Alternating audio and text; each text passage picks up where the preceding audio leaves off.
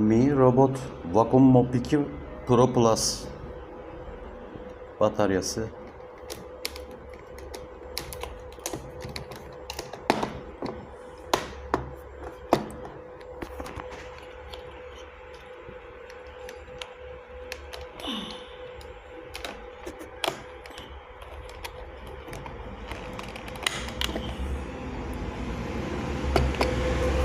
Söktük.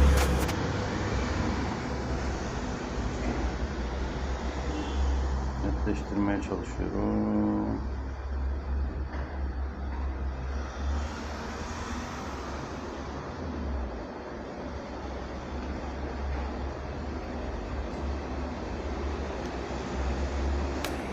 Evet. Bataryasını yenileyeceğiz.